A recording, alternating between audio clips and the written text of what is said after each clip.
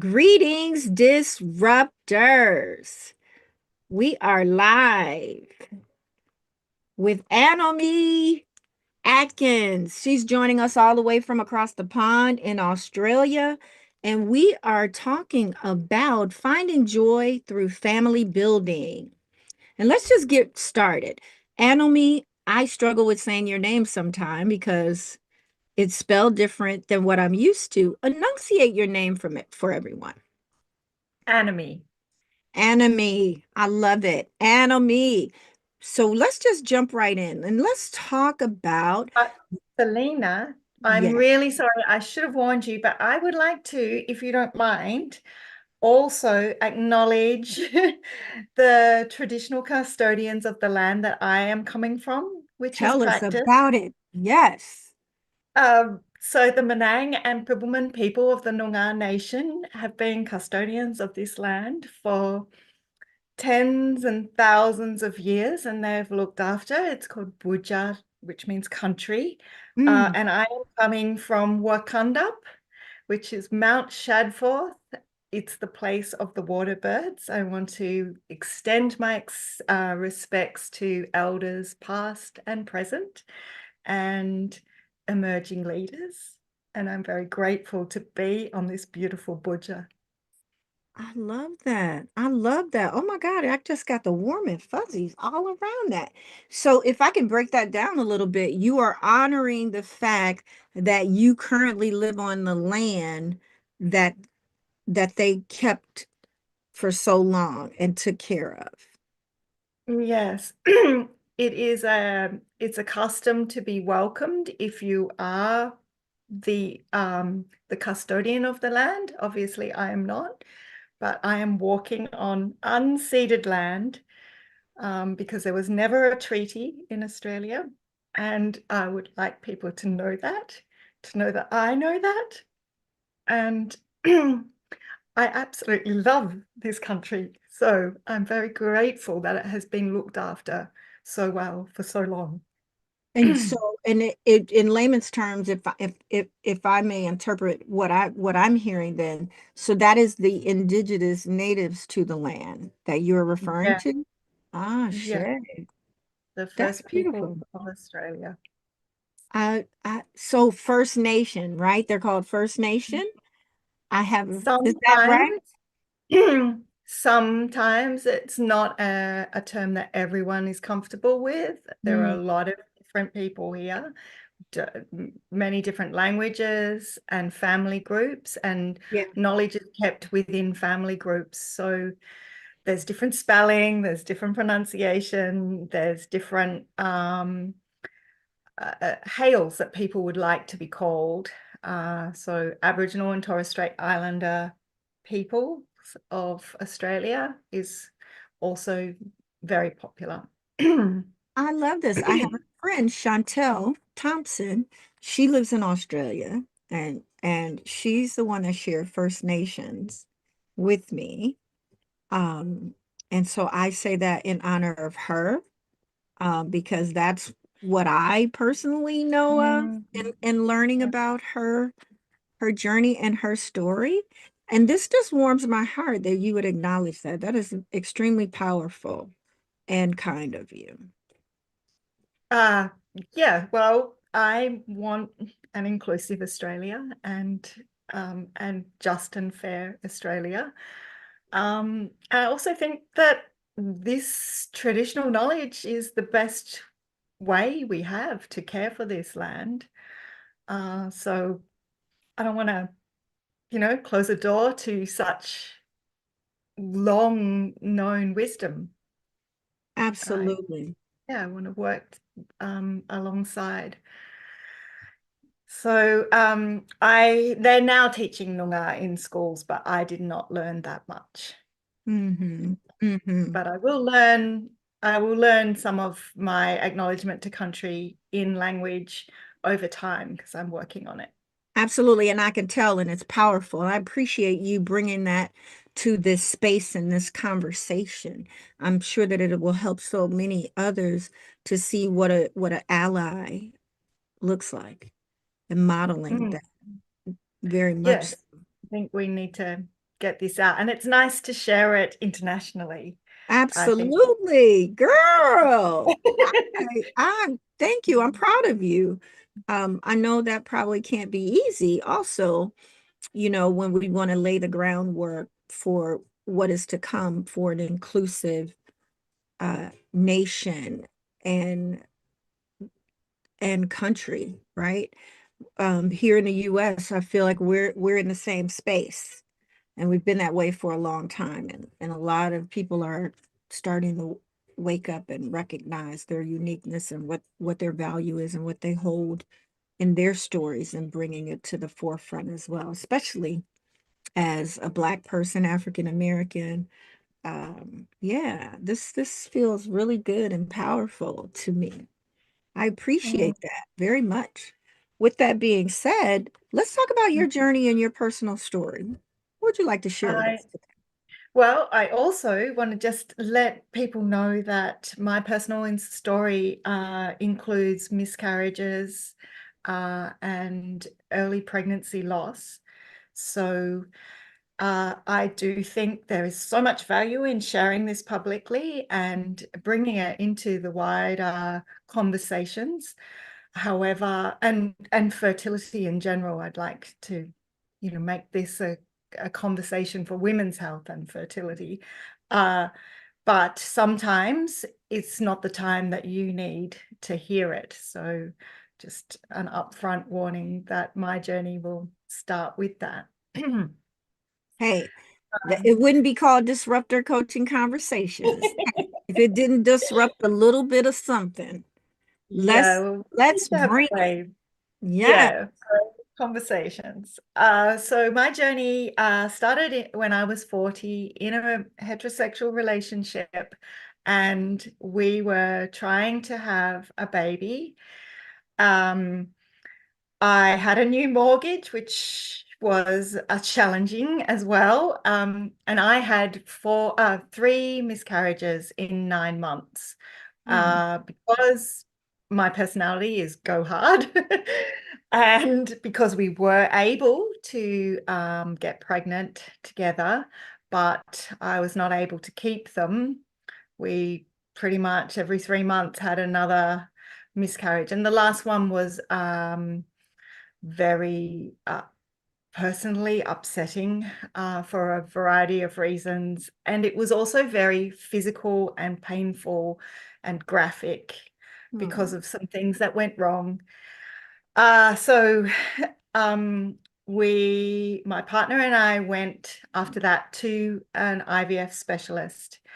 Um, and it turned out that, and we did some tests, and he had recommendations.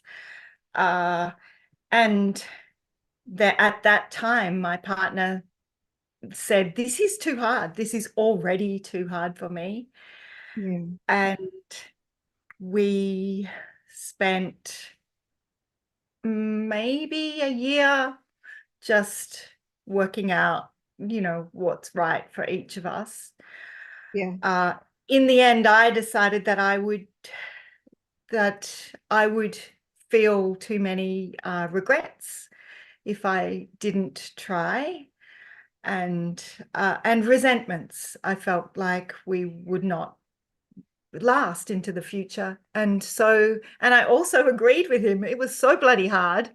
that um, I thought, well, you know what? I can do this alone.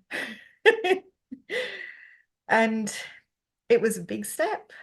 It Um, is. so I said goodbye. We said goodbye, and I went on a donor wait list, and I waited for a year nearly, which was getting too long for a 41-year-old woman.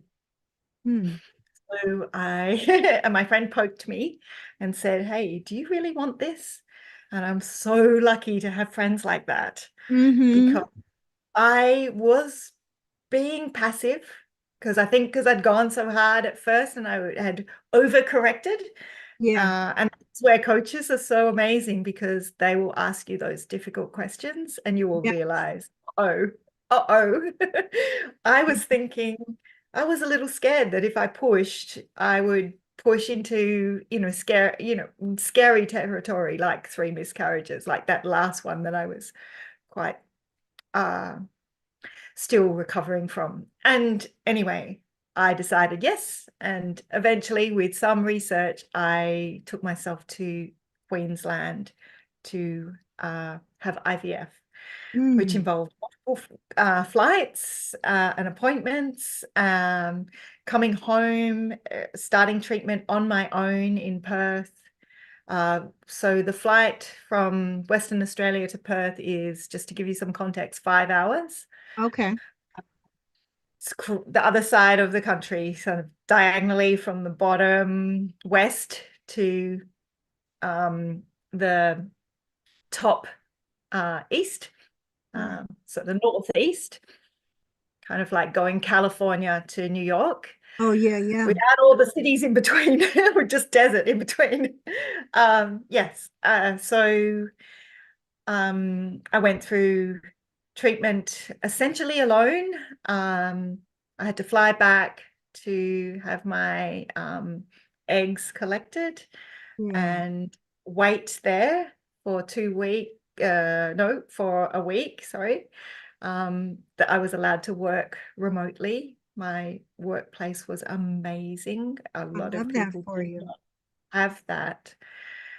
And How are then you have feeling at this time when this is going on in the midst of all of this? Were you checking in with yourself? What was that like? uh, I was hopeful, excited, scared, and alone. Yes, Yeah. I had to kind of be really resourceful because they wouldn't put the eggs back in, which was a procedure where they wanted to knock me out. Um, So that meant that after day surgery, they wouldn't release me on my own because I'd been anesthetized and I needed someone to be around just for safety's sake. Mm-hmm. But I was completely alone and in a different state. So I had to hire a babysitter to come and collect me and watch me for the evening. Um, yes, but it worked because they wouldn't let me go in a taxi or anything like that. And I was Absolutely. like, what Same. do I do? I've got no one. Mm. Well, it Yeah. doesn't sound like I think on that journey, no one was physically there with you, but it sounded like you said that you had a friend that was kind of nudging you. So did you have a Oh, community of yes. support? In Perth, I have amazing friends, I must say. Yeah. Uh, so I have some really wise friends, and I had a friend in Perth who is a wonderful listener, and she's a challenging thinker, and we love to have those kind of conversations. And Those so kind she knew what I was doing, and she was there. And of course, I could call her. It was just being in another state. She Yeah, couldn't travel with me. She's actually unwell as well. And I think that's why she's so wise. She's got her own body challenges. Yeah. I can probably relate to some of that. What And I had another friend. I yeah. had a first friend. So my family was very busy with other siblings who had needs, and so they weren't available. Um, and when I did conceive and Hmm. eventually um, have have my baby girl, she I asked a friend to come and be my birth mother with me, and she was there, and she's a very special person in my life and in my daughter's life. I Yeah. love that so much. Did you have the opportunity to determine the sex? Did you want a girl? What were you feeling and thinking? I don't even know if I had the opportunity to. I don't think so, or at least not for the same price. Mm, I actually should check because I know a lot of the IVF legislation in Australia, which is different by state. yeah, But I don't know. This was 12 years ago, yeah. and everything has changed for the better in Australia. Uh, and but I don't know about that. Yeah. Mm. So I didn't. But I found out as soon as I could. Absolutely, absolutely. And I would imagine the women that you serve now, I actually have some friends that went through IVF and they got to choose their sex. So I was Mm. wondering, and they selected a little girl too. Oh, Love that's that. beautiful. What else about your journey would you like to share? This is incredible. You're very resilient, strong, and powerful in just what you went through just to make sure that your little angel got Earthside. It's Yeah, definitely meant to be here. yeah, I feel like that, especially with the others that didn't come to me. I feel like I feel like because you sent me the questions earlier, and there was one moment about what did you learn from this, I think, a Hmm. question like that. And then I suddenly realized that I learned that I am very powerful and I can bring wonderful things into the earth, into the world that I care about. And I sometimes still forget that. So I'm going to remember because IVF is challenging. There's your heart is on the line. You are largely you have very few things that you are in control of. So Hmm. just have to Absolutely. release a lot of control or get incredibly uh anxious and worried. So to know that I've been through that has given me a lot of power, and I'm going to remember it a bit more now. Yes, absolutely. Remember that because that is the first thing that popped into my mind as you were uh, identifying the journey and all that you had to go through and the travel and be by yourself in all of that. That in itself is just willpower, right? Like you willed it all happening. And it felt spiritual in listening to you also because you had already had three babies that did not make it earthside.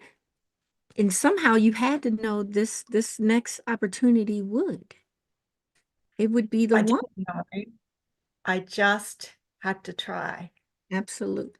I Absolutely. really didn't know. I checked with the facts. So I asked my um, IVF specialist in Queensland, what did Hmm. he think my chances were? A baby in the arms, I said, from this I and love this one round. And he said, well, my memory is a bit hazy, but so you will see probably on my website 2%, but actually I looked back on my diary and he said 3%, but it. 3%. And then when I conceived, when I, had a clinical pregnancy, I said, okay, what is it now? And he said 4, or he might have said 5, but he just was like a tiny creep. So then, Did those from percentages 6 matter? on, I'm still nervous. I'm still kind of hanging on through this pregnancy, you know, still waiting for that time where I had miscarriages, still very anxious. And Mm. so you were checking in with the percentages. Why did they matter, or did they? For me, I wanted to be realistic, but Mm, I also wanted to believe, you know. abs- I wanted to believe that there is zero chance if you don't try. absolutely. I do wholeheartedly believe the only thing that beats a fail is a try. Right? Yeah. You have to. You have to. My gosh, this is amazing. So there's And a now I can be very grateful knowing how fortunate I am, and I can be very empathetic to other people because uh, I was very fortunate, and other people can find that really hard because some people have to go for a lot longer. yeah. The journey is prolonged uncertainty, and not and never given for anyone. Yeah, So yeah. absolutely. So I asked this question of all my guests, and we jumped right into your story. And we have a little bit of an idea based upon what you shared. How would you say that you actually show up in the world? I think with heart, um, I have a motto that love is a verb. Um, Agreed. yeah, I think you need to follow through. You can't just speak it. Speaking it is wonderful. Feeling it is wonderful. But, we're coaches. We believe in the action part. That's where you do the real work of love. Absolutely. Um, I am an empathetic coach and empathetic person, but I also like stuff done. So I guess that's why I like coaching more than therapy. I really think when you start moving, when you start doing, a lot of the other stuff can be let go of. Yeah. So Absolutely. I guess coaching when times are hard, because you're going after something that is really heartfelt to you. So, Yeah. your heart is on the line, the nerves are high, but that is living, that is life, that is grabbing life. Yes. And so when you're going through that, you have such an opportunity to allow the difficulty to mold you and to come out Yeah. stronger. With support, you can make the most of that. And if you're lucky enough to then be a parent, but it doesn't even matter. If you're whatever you get through, what you want is to feel like you will be all right.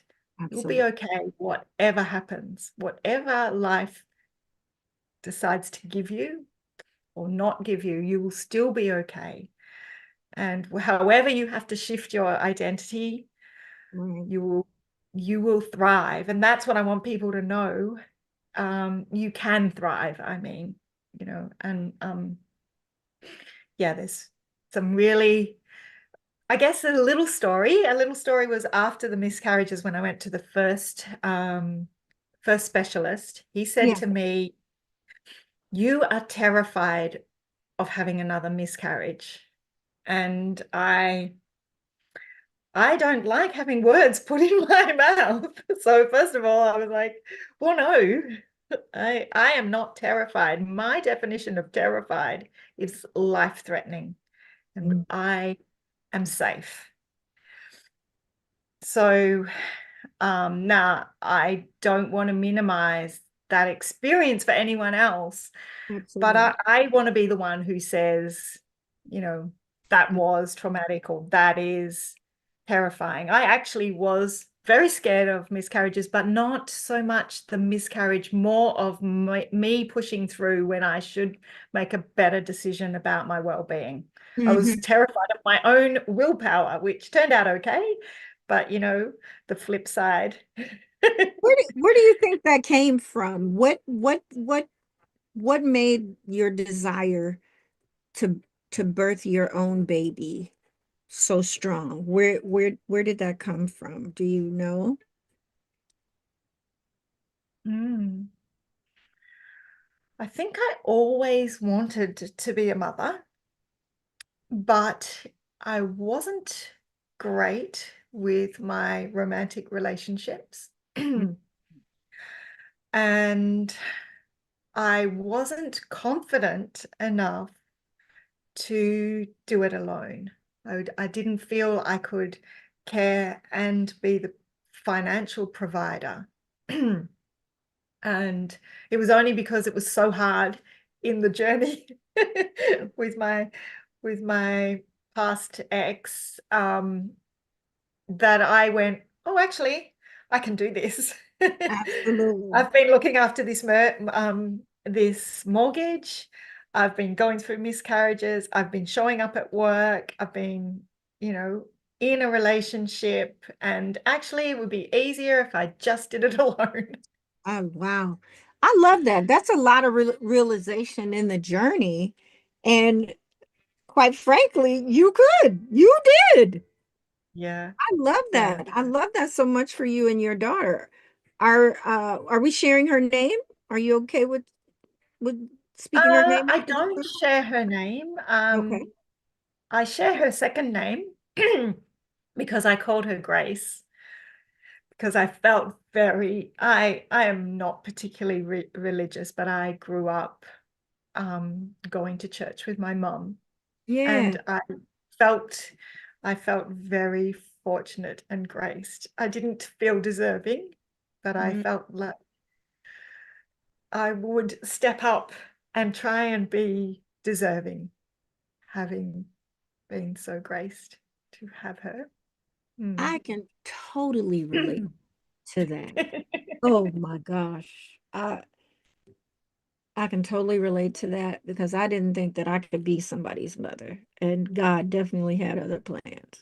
I was trying not to be a mother and got pregnant, and then I was still trying not to be a mother and had planned to abort it. And he's 33 years old now. So clearly, he was meant to be here, and the best thing that ever happened to me in my life's greatest accomplishment. So I can only imagine for you and your baby Grace what what that feels and looks like. Is she now 12? You said 12 years later. Is she now 12? She's 11. I love Yes. that. I love that. Does she know the story?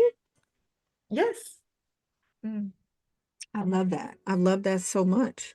Let's let's see here. So I do have a list of questions, and I probably know the answer to this one too, but I'm gonna this is one I just love to ask. What did the disruptor in you have to disrupt? Given that, we're having a disruptor conversation.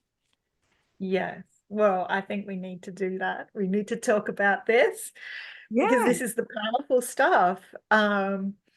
So we had to disrupt, as you would have realized from that story, the myth of romantic love. We had to disrupt Prince Charming and Woo. being saved. You are We had to speaking my language. go after what we wanted the most.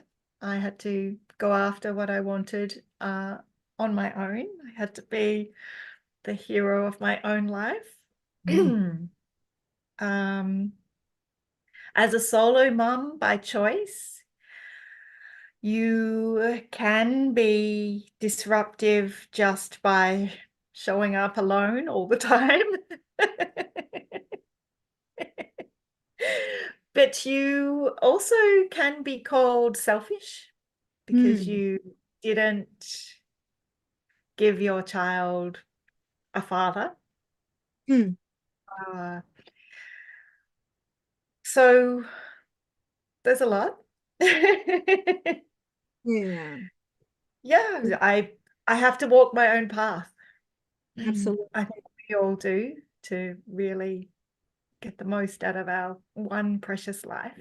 Absolutely. And how are you feeling on that regret journey? Any regrets? Not there. Have I got any at all? Small ones. I've got small ones that are not related to this story, I guess. Mhm. Uh, I've recently heard something about how remorse is a painful feeling to help us change. So I I would was agree. like, okay, maybe I can have some regrets or remorse, enough to go, okay, I'm feeling it. And now I'm going to let it go and, you know, move on from here. Absolutely. So, but I often tell, some of my marketing, my messaging for the Nest Coaching Club is to have no regrets, to have, to try enough so that you don't have those regrets. So Absolutely. I'm kind of working through that myself, working out, oh, right, this is remorse. Okay, what do I want to do about that? Do I have Absolutely. regrets? Okay, what do I want to learn about that? Maybe that I should have gone after everything as this strongly, Yeah, or maybe that I didn't even remember that, hang on, that means I'm very powerful. Keep going in Keep everything. going. Yes, okay, my daughter, whose Uh-huh. name I nearly mentioned, um, we don't have regrets. I guess for those who say it's selfish, these children from intentional parents are very, very loved. Mm-hmm. Uh, and gratefulness is something that goes a long way when things are hard. It's like, oh, but I'm so grateful I've got this. I Absolutely. mean, just wipe the poo off my face. Absolutely. There's just so many delightful things in your journey that I hear. Um, to breathe life and give life to this little life and for them to choose you, right? And you all start out on this journey together. I think it's just a beautiful, it's just so beautiful and so powerful. I could probably talk about this all day. I'm enamored with you and your journey at this moment. So I have a question here. You Mm. just touched on your nest coaching. So I want to know what inspired you to not just navigate your own journey, but turn it into a mission to support other women and LGBTQ families. Uh, well, I did think that when there is that need for support, because IVF is often, not for everyone, but often quite successful through repetition.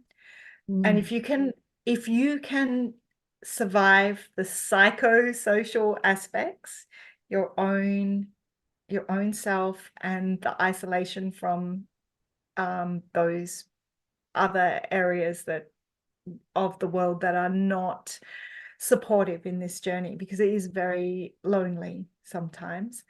Um, if you can survive that, you can often have a good the outcome that you want.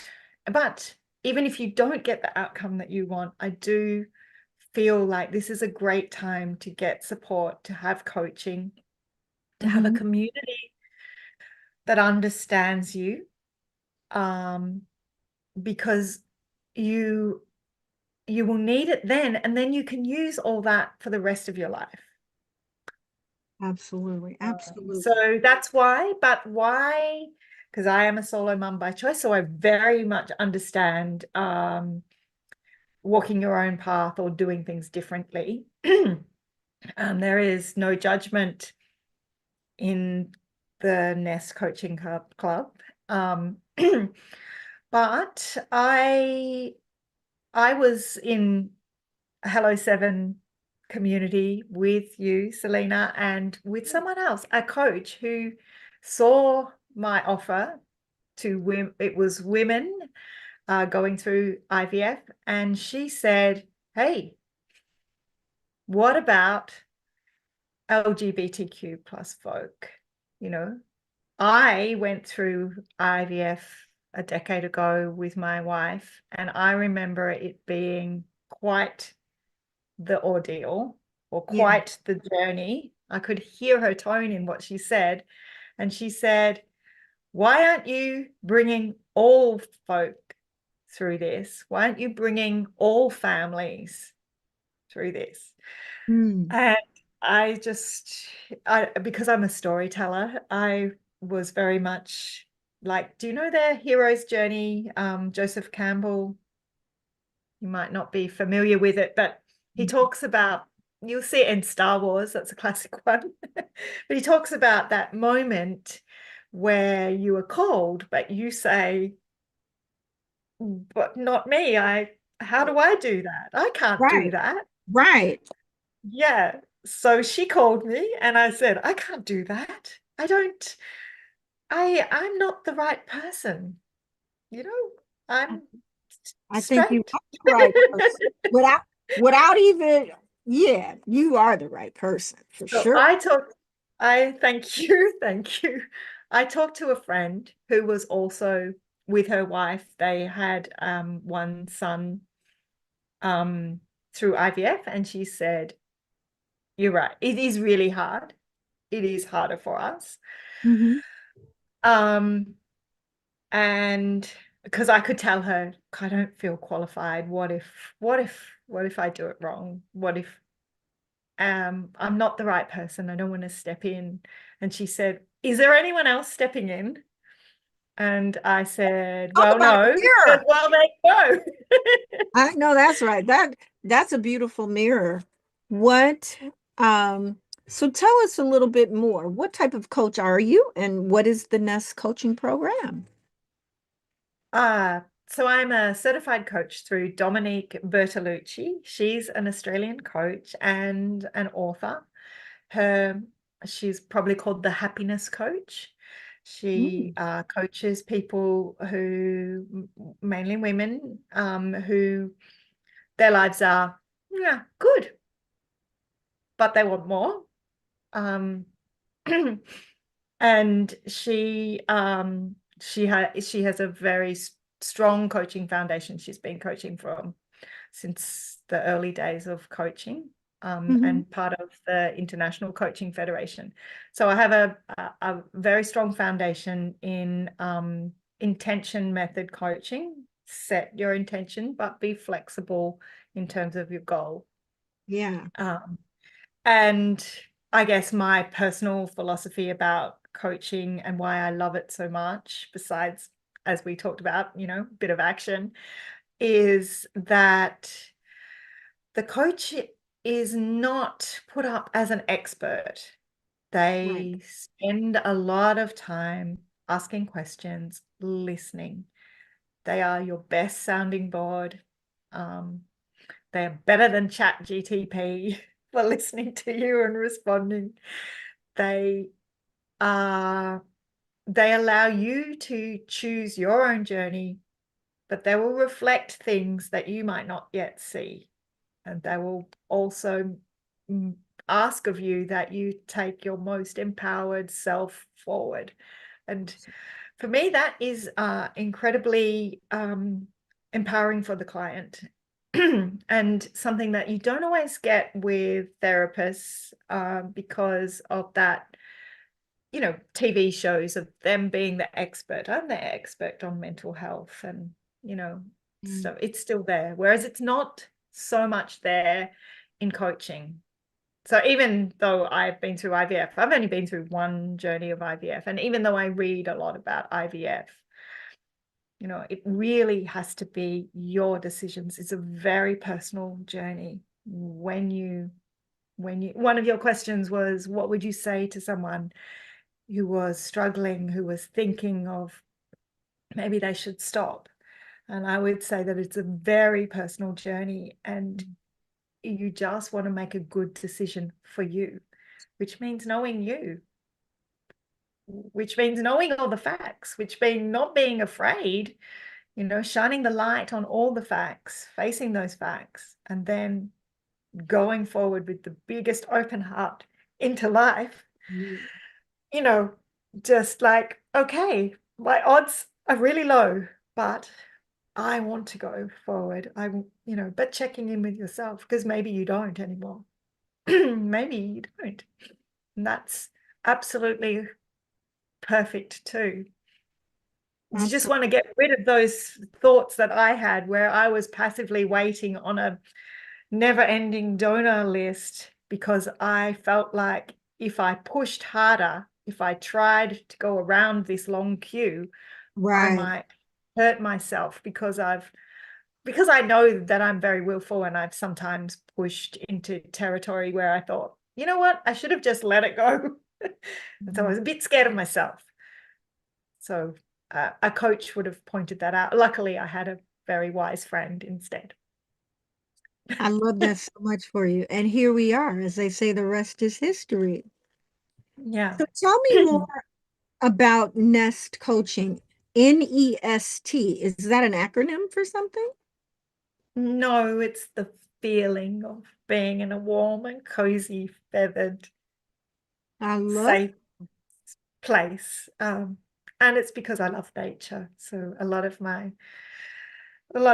my coaching draws upon being, I don't know, the micro moments in nature is how I um, feel good and hopeful and calm yeah, and optimistic and grateful. So yeah. Ashe.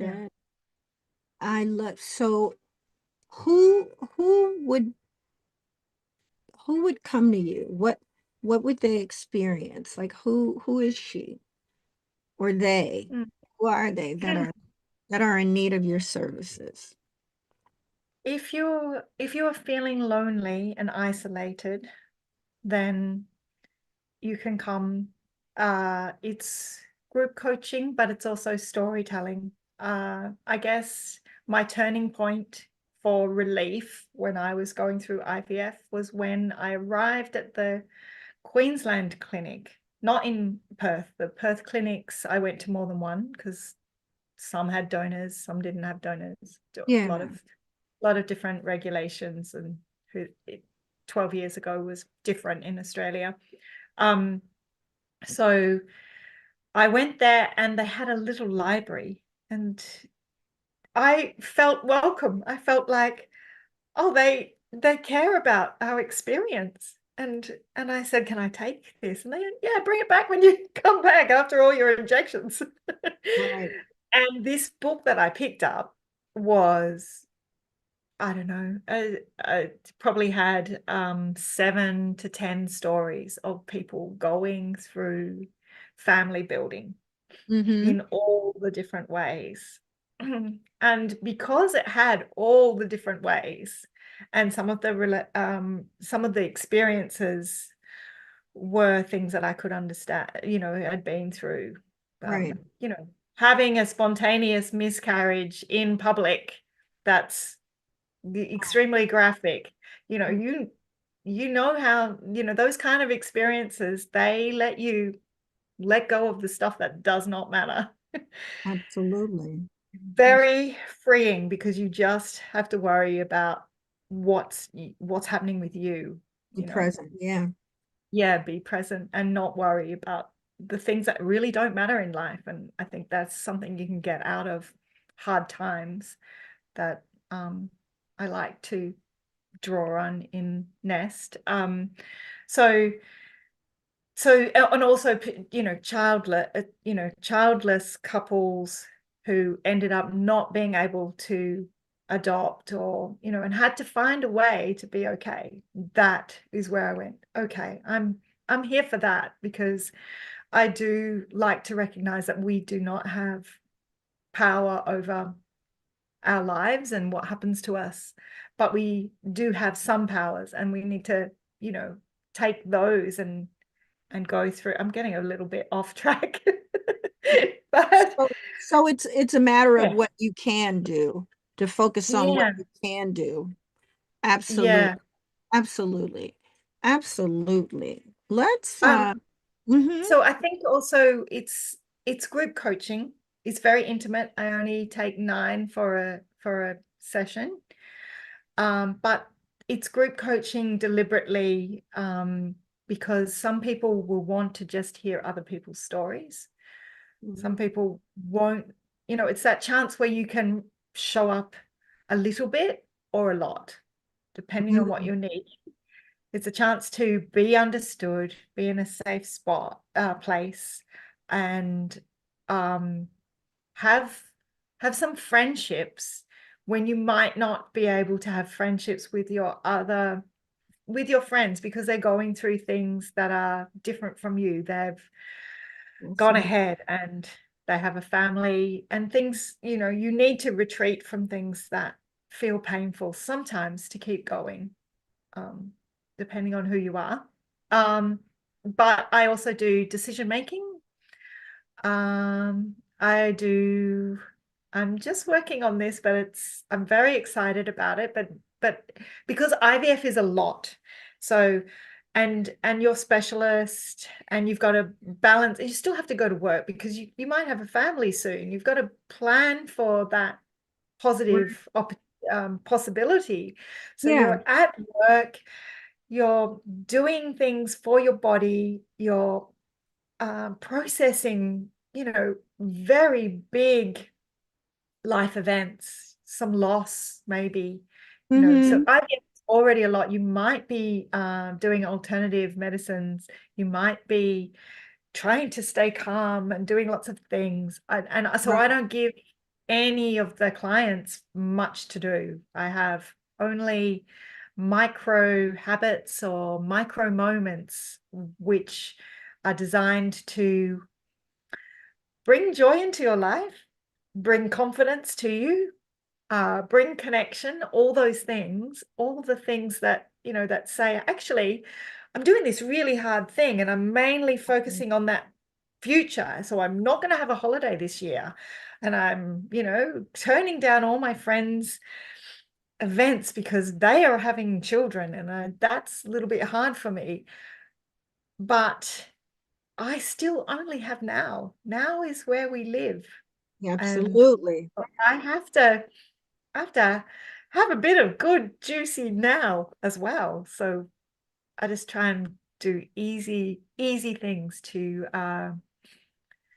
squeeze the juice out of life. I love that. So you help them find joy in the middle of it all. Yeah. That's Yeah, powerful. because you're holding both, so there's some things that are really tough and you might they really suck and you might be really unhappy about that. That's Mm-hmm. okay. That's okay. I love that. What so there's so many layers there, right? How do you help them honor those layers? I imagine the emotion, there could be a little bit of guilt or shame that might show up, or the feeling of, like you said, going at it alone. So the loneliness, what what if the person that's going through that now, what would you say to them? I would say feel your feelings. Hmm. Yeah, feeling whatever got you to the point that you are in right now, there's those feelings to process. And there's lots of different ways, depending on who you are and what works for you, to process your feelings. Uh, but then know that feelings also come from what you're thinking. And know that we can think new things. um, and I guess after after those feelings, we get to work on the thoughts that are coming through and and release. There's just a lot of kindness in nest. So we don't we're you can allowed to you're allowed to have shame, but then we want to release it and just go to the next thing. And I, I, by being a coach and coaching myself and going through this coaching, Yeah, I have found that my gratefulness for just having a breath, my gratefulness for being alive is just so strong. And so we work on that too. It's like, yeah. I love that. Is there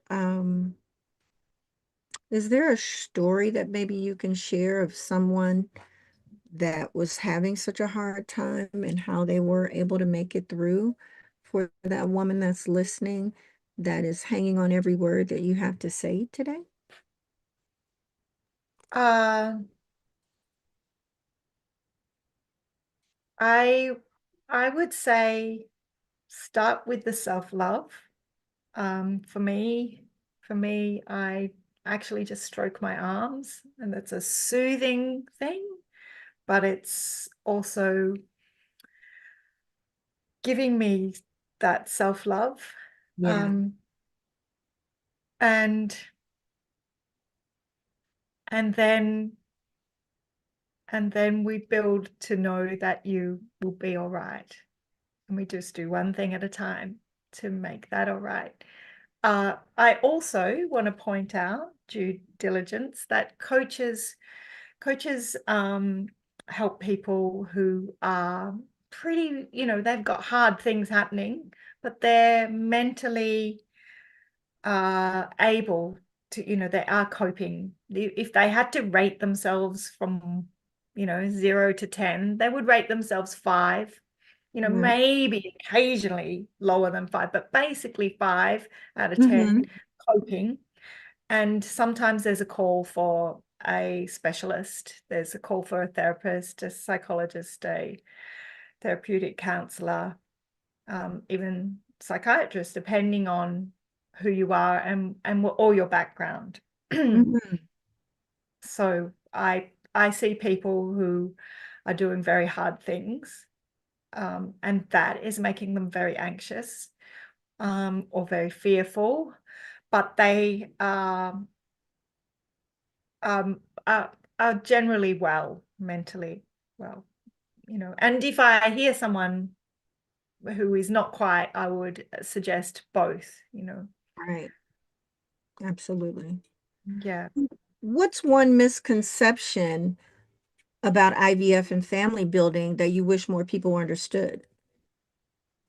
I think a lot of people don't know the facts about fertility, and they especially with a recession and planning your life, they are waiting to have a house, or with the changing gender roles in the world, they're waiting for the right person.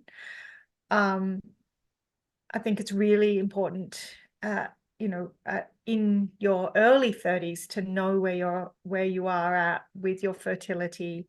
Um, people, women are getting eggs frozen, Yeah. and so there was a survey last year in Australia through the Royal Women's Hospital. This is a Victorian survey, Mm-hmm. Melbourne IVF and Melbourne University, or University of Melbourne. Mm-hmm. So they surveyed over 1,000 women who were going through egg freezing, and more than half of them didn't know the likelihood of IVF success at Wow. 40 later. They're putting it off till, and those facts are only, they're based on not even frozen eggs. They don't even have a lot of research on frozen eggs. So it's not something that you just put in your pocket and like as your safety net. It's Okay. actually very unknown way to spend your money, and it's very important to know that IVF is really hard, and it's a lot easier to just have a baby earlier, you, Mm. you know, for some, you For know, some, absolutely. for some. Yeah. And yeah, so basically to plan for what you want in life. And I don't know if the so-called biological clock, when that actually goes off for people and whether it gets stronger and stronger and stronger. But I do know many, many stories about dating in your 30s and how horrible that is, because of the sped up time frame. Hmm. Hmm. um, Hmm. mm. And of course, some family building, you're going to need support and extra, you're going to need a donor, for all the different families. So, but generally, I would say that planning, people who will need a donor because of the the same-sex family that they're in, they will already kind of have a bit of a more of an idea. You know, Yeah. it's kind of, yeah, it's kind of that assumption, oh, it will just happen. Mm. Whereas really 1 in 6 people experience infertility. Oh, wow. What? There's so much there. Um, is there any other misconception? So if it feels like you're saying you still got to try. Right. If that's what you want, yes, I would definitely still try. But I would want to know the facts, and I want to do real, with a coach or without a coach, real self-searching, know what your heart desires are, and know what your values are, know what's important to you, and then don't just put it off. Oh, it will happen, Do you you know. help them get there to know that? Maybe they don't know. And do you help them like walk through that journey to decide if they're kind of if those feelings are starting to bubble up and they don't know what to do and where to go and how to think about it or have someone to talk to? Is can she also or they come to you for that kind of conversation? Definitely. I mean, values, which means what matters most to you, uh, even if it's hard, and Yeah. your dreams, not the expired ones, not the ones you don't want to work for, not the ones at night, but your real passions, your real wants, your Yeah, strong, strong wants. They they're just a part of everyday coaching. They're a part of your identity, and knowing that and reveling in that and enjoying that absolutely. identity is part of coaching and comes through all the time. And when, IVF is one of these things where, you know, it takes as long as it takes, uh, Mm. you know, at there is an end point, an age end point, but you might go through surrogacy, you might, you could be doing this for, if you are very determined and very resilient and very desirous, you might be going for more than a decade, but that wouldn't be most people. But as you're doing this, you've got so many decisions to make, so many different things happen. Do I want a child who's not related, biologically related to me? Do I Hmm. do I seek to mother the other children in my life? Do I seek to express my values without having my own child? Will I be okay with that? Who Right. am I?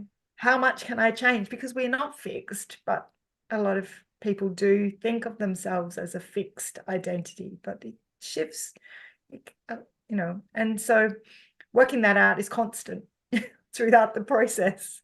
Understood. If if a woman that were not in Australia, maybe somewhere else, do you still coach them or are you only bound by someone that is in Australia? Like what if the US or UK? What Yeah. how does that what does that look like? At the moment, I only coach on Sundays. I want Nest to be a little challenging, but to feel cozy and something that you give to yourself. And a Sunday seems appropriate and you're still at work. So I coach on Sundays, but that can mean that I've got and then on my Monday, which is a US Sunday. Mhm. So there are some time zones where there's a crossover, and so I've got 1 or 2 time slots for the US and 1 or 2 for Great Britain and Europe. I'm focusing mainly on my birth language, English, where I will do well. Okay. Yeah. That's that's good to know though. So there are no borders, maybe a little time constraint, but no borders to your coaching if someone that wasn't in Australia still wanted to Mm, reach out, they could. yeah. Oh, okay. I love that. And my research is majority Australian. I've started reading fertility and IVF information out of the US and out of the UK, and it will extend into the US over time. But so if I supply resources, I do have a resource for people starting out or for people who are just feeling like, actually, this is not going so easily, Yeah. just starting out family building. And that uses Australian the best scientific research and data from Australian clinics. Mm-hmm. But it will still give you roughly valuable information, because you can plug in your own details and get a kind of calculator of success. Um, so over time, my resources will get better for the US, but but I don't need to be the expert. I am able to listen as the coach and say, so what do you know? What have you asked your specialists? What do you know about your situation? Um, I can still work through a problem, because with coaching, the client is the expert on themselves. Absolutely, of themselves. Yeah. Absolutely. Let's I love that. I love how you say family building too. I've never heard it in that way. In the US, we kind of say starting a family. Why the term family building? Oh, that's the inclusive term, and it kind of references the complicated nature of um, trying to conceive when you might actually be two men and no one's trying to conceive. Um, you will Right. have a surrogate trying to conceive or going through IVF on your behalf, but um, yeah, and you might be intimately related to that, but I guess the building reflects that complicated nature. Yeah. I love that. I love that. Well, let's talk a little bit about you. Not that we haven't been talking about you. Let's get a You've little given me a lot of time. Thank you. let's let's just talk a little bit about uh, a little personal. Like looking back on your journey, what's one moment that completely changed how you viewed family love or resilience? Um, well, the birth of my daughter cracked me in half, cracked me open, taught me about love, taught me about unconditional love, and about the fact that you are, as a being on this earth, you are somehow completely unworthy of all the love that you have been gifted in your life. So you are both worthy and unworthy. You cannot possibly live up to it. You will be a flawed mother. You will be a flawed human. You will be a flawed daughter, a flawed friend. You will make these selfish decisions, but you are still deserving of all the love. I guess in looking in my baby's eyes and her, trusting completely in my ability to look after her, Yeah. it clicked, and I hadn't really felt that before. And maybe it's all the oxytocin, but it's something that I want to always remember, that we are all deserving of love. And um and I am better at showing myself love since then.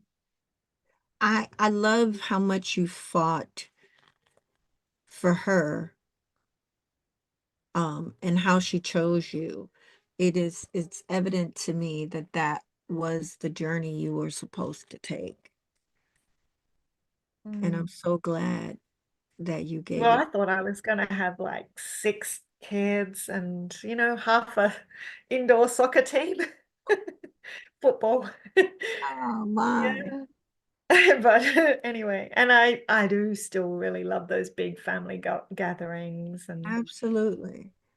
What? yeah, and I've tried to make, I guess one of the things that has changed is that you can build community. You can, I, when I knew I was going to be a solo mom, I went, gee, she can't learn everything from me. That'd be terrible.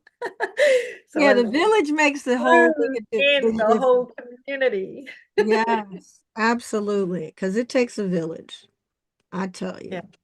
you, I can empathize, and I've walked that journey, so I understand a lot of it. A lot of it. Who was a key supporter or mentor for you during your own IVF journey and family building experience? So I had my friend who pushed me to try harder and not passively wait on a donor list. And then she also, because she was very familiar with injections and because I am bodily squeamish, and she held my hand through my first injections. I had a sleepover with her, and she did the first injection, but she helped me with my second one where I did it and and I watched it. Whereas normally I'm like, take my blood. Right. And even That's with me. my daughter, I'm That's like, me oh, too. just see if the other mother can look at that or father. Right. I Oh, feel sick. oh my. Yeah. So she just held my hand through that. It was very special. And I had also a friend who could come and was honored to be at the birth, I love it. um, and take that seriously. And she became both of those women are my daughter's godparents. I Um, love that. yeah. I love that. If you could go back and sit with yourself on the hardest day of your journey, what would you say? I would I would say that was the thing. I would say that I'm powerful, that you have no idea what you can do. Uh, Very resourceful. I know I can go around obstacles. And that is the thing that I've just realized. I do it pretty well, but I could believe in myself even more. I could Yeah, believe that I could keep going with that. Yeah. I love that for you. Did Was there like during your journey, was there like a podcast, book, something that like helped change your life? And maybe it wasn't even during your journey that might help someone else. Is there any like resource or recommendation that women that are on this journey that you might want to share that was helpful for you?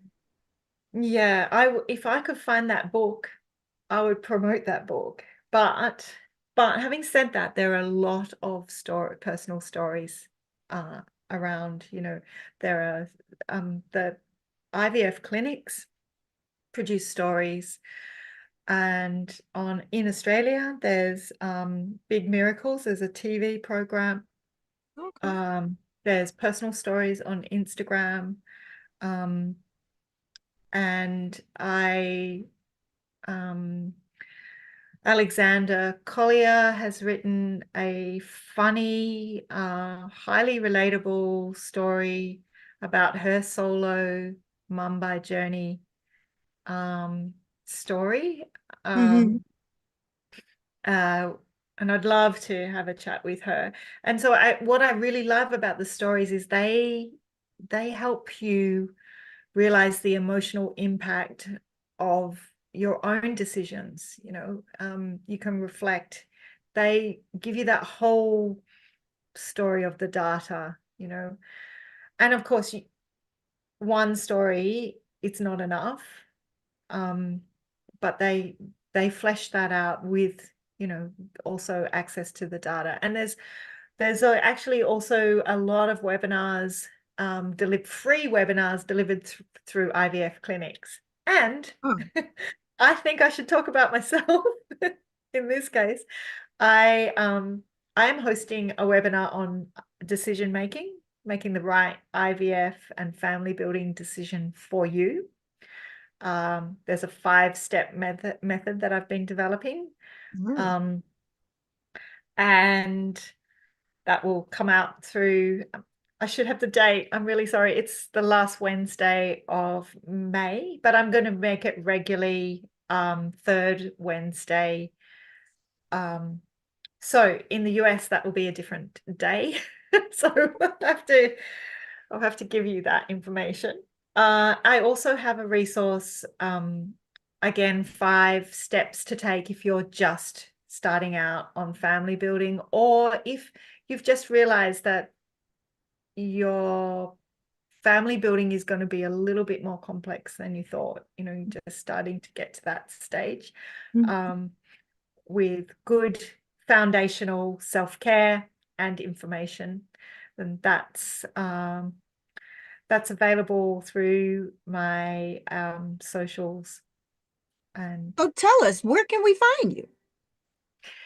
Anomie Atkins, anomieatkins.com, on Instagram, Anomie Atkins, on Facebook, on LinkedIn. And Selina, you're talking me into YouTube. It's gonna be on YouTube.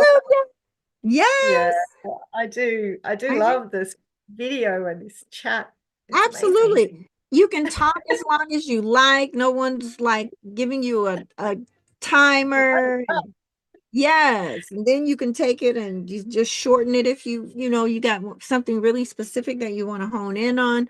So I think you would be amazing because this is a layered conversation, right? It isn't a quick conversation to have because there's a lot at stake, I would say.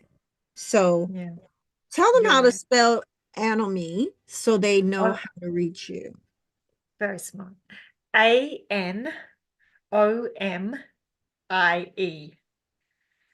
I love that. I love And that. Atkins, Atkins. Yeah. So the webinar And you is, can just call me, you know, just book a chat. I'd love to, I'd love to have a chat. You know, that's on my website. I'd just love to hear from anyone at any stage, even a little question. I know where quickly to get the information, and yeah. yeah, activate her. I hope you all see the warrior spirit in her. I see it shining through. Absolutely. And so they can find you on your website at anomieatkins.com. They can find you on Instagram at Anomie. And did we say Facebook as well? Mhm. Okay. Yes. So you all can find her there. And let's talk a little bit more about this webinar. You are having it the last Thursday in April for not April, Oh, May. The uh, last Thursday in sorry, May. you just Yeah, what? um so Wednesday, hang on, let me just quickly check now. Yeah, because you said you're going to frequently have it the third Wednesday, but of this month, when are you having it? I'm having it the 28th of May, but Okay. that means, how will you access it? It'll be, not sure how we're You good don't in you the don't have to morning. make the adjustment because whatever you have, it'll show them probably in their time and time frame. If it's And in also, the US. Mhm. yeah, and also if it, you know, I will record it. So yeah, Oh, so they can make get it, the replay. yeah, Is the yes. link available now? Will we have a link for them to provide? Yes, yes. Awesome.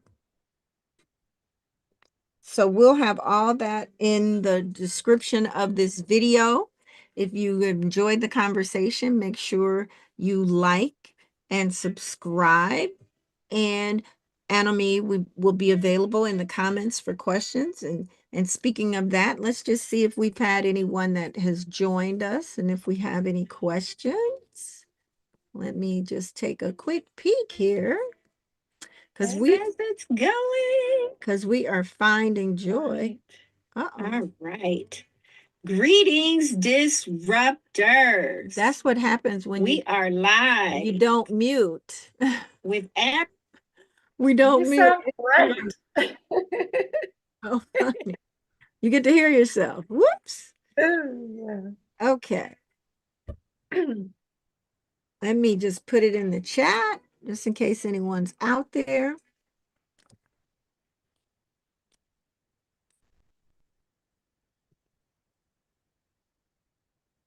All right. Let's do that. Because we will still answer them, even though we're no longer online. So I have one final question for you. Well, before I ask this question, I'm going to ask you another question. Is there anything else you would love to share before we go? Well, I guess I didn't give you one of the micro things that you can use to find joy. So maybe I should give something like that. Absolutely. We love stuff like that. What do you have? Maybe not just one. Give us two or three, however many you want to share. Okay, well, this is something that I learned from a sailor, and that is look up. So take a moment to look up, because when you look up outside, you will see, you might see cloud, but you will still see an expanse. You will possibly see blue, which will be calming for you. You will see maybe, even if you see tall buildings around you, you will realize that, and even if you do it at night and you see stars, you've got that access to being in awe of the magnificent of the planet and of the universe. You've got that opportunity to see yourself as small, which sounds strange, but when you see yourself as small, suddenly your problems are small. So that's really amazing. That's the kind of thing that happened to the astronauts when they saw the Earth. And when you can see, maybe you'll see treetops, so you'll see green, whereas if you're walking around housing area, you might not get that big expanse, and that will give you a momentary ability to imagine something bigger. So you've got like the awe, you've got the relaxation from the blue of the sky, and you've got the making your problems smaller. And then you've got that, oh, this is a grand vista that I can see because I'm looking up. And that will give you that access to bigger dreams. I love that so much. And your background coordinates with that, right? That looking up, that beautiful bluey angel-like sky with the clouds. Oh my, I love that. I love that. Just You can look do that up. in the city and get a bigger view of your problems. Yeah, so and take 5 minutes. I love that. I'm going to do that. I actually when it's cold but sunny and things, I will go stand on our porch or in my backyard and just let the sun be on my face. Because I'm not gonna go walk or whatever. I just go and stand and just look up with my eyes closed at the sun. Yeah. Yeah, it's I kind of love that weak winter sun that you can have. That's just like it almost isn't working and you just slightly feel it. I And warm I bed. love the cold arms. I love cold arms. Oh, not me. Not me. No, ma'am. Is there But anything we else? don't have cold here. Like my Oh, it cold doesn't is get cold? spring. Not really. It's I probably love that. just your spring kind of. Oh, really? Yeah. I don't know that I It's knew. So you don't even get snow. there's one spot in Western Australia that sometimes snows and you have to go up the mountain, and by the time you get there it's probably slush. Um Oh, no, so we okay. don't get, yeah. I don't know. I knew that. My son has spent a lot of time in Australia. He dated an Australian for like 2 or 3 years and would Well, travel back and forth a lot. yeah, right. Well, you need to come. But I'm in Western Australia. There's only one spot. There's snow in the Alps in the Oh, okay. Well, guess what? I didn't know that. I didn't know there were Alps in Australia. I yeah. so much to learn. Yeah, I'm definitely coming to visit. yeah, you are welcome. I am coming to visit. I got to see your place because it just sounds amazing. It sounds amazing. So I have one last question for you. Mhm. Do you have any questions for me? Mhm. No, I just I I want to thank you, Selena. This has been a fantastic opportunity. You're a wonderful interviewer, Oh, and um I can feel how great you would be as a coach, because you can just feel other people, and yeah, you know your stuff. oh, bless. Um, So I just want to say thanks. This is Thank you lovely. so much. I appreciate that. Thank you for answering the call when I put the call out and looking for guests. And this has been amazing. I am looking forward to watching your journey and the lives you're going to change and the families that you're going to help others build. Absolutely. We will have all of this beautiful information in the description of this video. Enemy will be listening in the comments. So feel free to drop your comments and questions that you have as you are listening to this in the future. We appreciate you. We want you to like and subscribe the video so we can get the word out, right? About Nest coaching and the joy in building a family. Absolutely. Well, that is our time today. We are going to call it a day. I look forward to you finding joy through your family building, and I want you all to take good care. Is there anything else, Annemie, you want to say to people before you go? No, goodbye. Bye. Fantastic. Until next time, take good care of you.